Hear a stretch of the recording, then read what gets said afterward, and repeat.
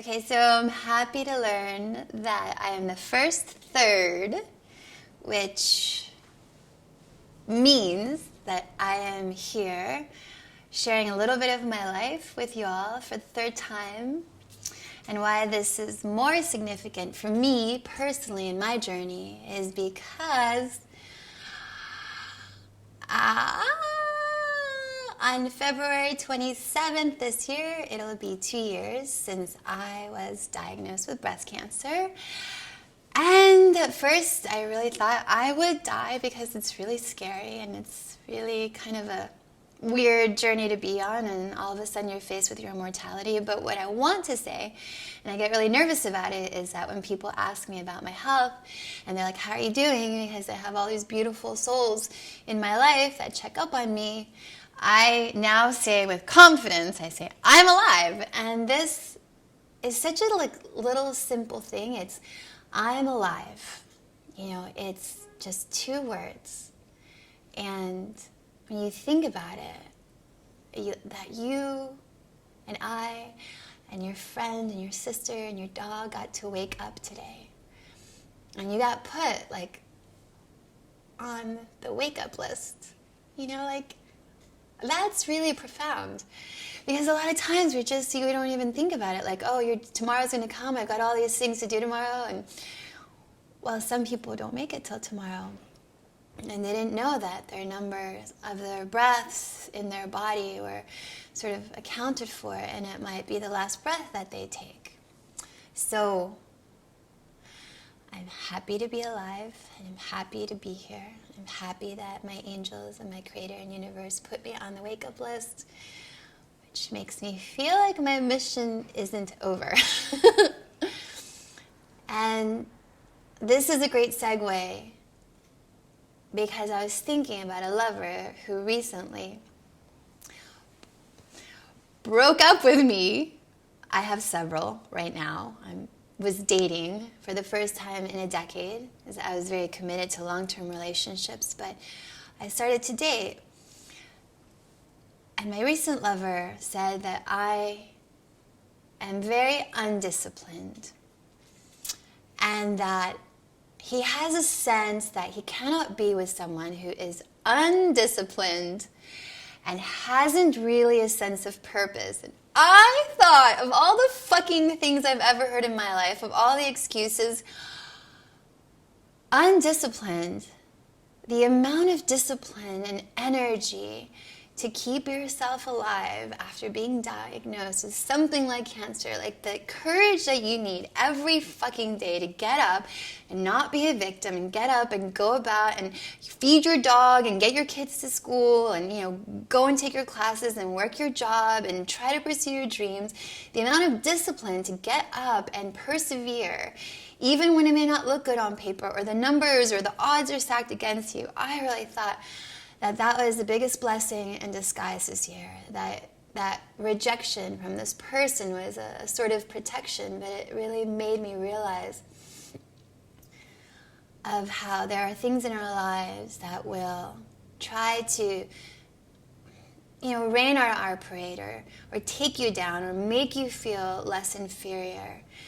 And the confidence that one needs, and that belief in oneself. And I know it sounds like very Pollyanna, but,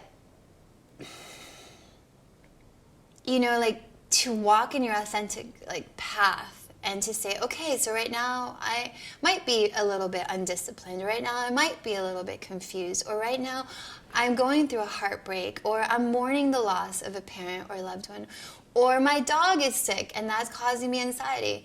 It's okay, where we are. So it's always so strange when people throw a curveball and make us feel like it's not okay. There's a divine law and a divine plan, and everything is aligned. I know I'm babbling. I'm babbling just because I feel that it's important, to stand your own ground when everybody's trying to throw you off course. And it brings me back to I'm here, I'm alive, I woke up today. My mission isn't over. Fuck you, David. Not you, but fuck you, David, who broke up with me. Not David, my beloved dear friend and cosmic energy brother. Fuck you, David, who broke up with me and told me I am undisciplined and you can't be with someone that isn't going to be your teammate. Fuck you! You know, because I'm going to find my king and someone that loves me and believes in me and just doesn't have these minute complaints, that sees my spirit and my light and my willingness to get up every day and like share a kindness or a hug or a smile with somebody. Like, I really was thinking about this and what it all means. And, you know, for a moment I felt really bad about myself. Like, yeah, maybe I am really undisciplined. And there's all these things I want to do. And of course, you know, the whole can't do everything, but you want to. And so you freak out and don't do anything. But here I am, a few weeks before Christmas and a few weeks before the new year. And I'm so grateful to be alive, and I'm so grateful, and I hope that I still get to wake up, that on February 27th, 2017, I will celebrate 2 years of life on this beautiful planet, for as chaotic as it may feel right now, and as volatile as, you know, the earth is that we're walking upon. Yeah, I'm awake, I'm alive, and I'm grateful, and I want to be of service. So as long as I am of service, I think angels and God will keep me here. That was a mouthful. Okay, that was a thought. I felt like I was looking up a lot. Often I feel like I'm looking up, waiting for the alien abduction. I will literally pay the aliens to take me right now before Trump gets in January. So I would like to share a little bit,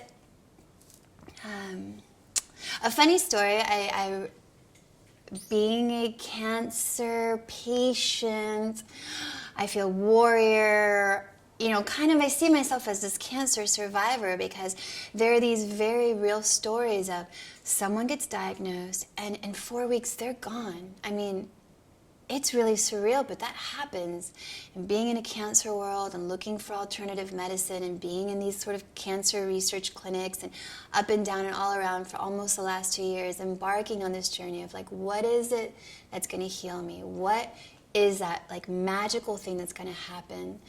And I've been up and down, and I share the story of shamans and shysters, because my journey led me to Peru to want to work with someone that I felt was going to heal me with plants or ayahuasca or some sort of spiritual, you know, divinity. And then I was led to John of God in Brazil, and Abadania, which is like the #1 medium in the world, and you know, he performs miracles. And I was there, and I traveled all the way from America through the jungles of Peru to fucking Brazil, and I get there, and you know, you are advised to stay 2 to 3 weeks, and then you go through these spiritual they're called like spiritual surgeries. Some people experience physical surgeries, you know, but these you go there, you have your request, your prayer. Some people, you know, they walk out of they've been in a wheelchair their whole life, and then they get up and they walk. So, you know, the first week I was there, and I was like, okay, I'm going to tell him, you know, I've got breast cancer, and I just want to know it. Am I doing the right thing? Am I going to heal like this holistically? So you do this whole cue. It's a whole song and dance. You're there all day, and you're like, you know, you're in the middle of this pinnacle on the thing, and there's hundreds of people all looking for miracles, you know, and then you hear all these people like, oh, I had a miracle. And then I go through, and it's this big moment, and you're like upon like God, you know, this big figure. And then the guy's like, the entity said you're going to have to take herbs and come back in a week. And I was like, what? What do you mean take herbs? I fucking flew halfway across the world, and I was like, herbs? And so they're like, okay, you just have to do that. Come back next week with your request. Maybe you'll get something deeper. So a whole week goes by. I go through this, you know, like song and dance, and I'm meditating, and I'm trying to get like holy. I'm like, okay, this week is going to be the miracle, and the tumor is going to be miraculously yanked out of my left breast, you know, and it won't be there anymore. So I'm like with my little paper, am I going to heal holistically? You know, please tell me, John of God, you know, oh holy one. And again, you're there all day and all afternoon, and you're finally your turn, and you're going through this whole procession, and there's all these brothers and sisters of the casa, and they look like supermodels, and they're like on all these thrones, like sitting, like, you know, as you're walking up to him. And I was like with my little paper, and then like he takes the paper and he goes, "The entities say, you are blessed, my child." And I was like, it was like so funny, because I'm there like one more week, and I'm like, okay, then you gotta get out of their way, because there's like, you know, 500 people behind you. I was like, what do you mean I am blessed, my child? First it's herbs, then it's blessed, my child. I'm like, I'm waiting for a miracle. Pull the fucking tumor out. Do something, you know. Like, I paid a lot of money to be here. I mean, he doesn't charge you, which is really amazing, but just getting there is a trek, and the airfare and stuff. But the beautiful thing is that you can go there and he doesn't charge you. Which there's a lot of, you know, the whole like theme of shamans and shysters. There are a lot of people that are corrupted by the almighty dollar and the white man, and who are in search and vulnerable, and they go all over the world, and people will take your money and they'll take advantage of you. So finally, you know, I become friends with some of the people that are working there in Abadania. It's kind of this close-knit community, and I become friends with this beautiful soul named Flavio, and he speaks perfect English and perfect Portuguese. And I'm like, Flavio, I don't really know what's happening. I've been here.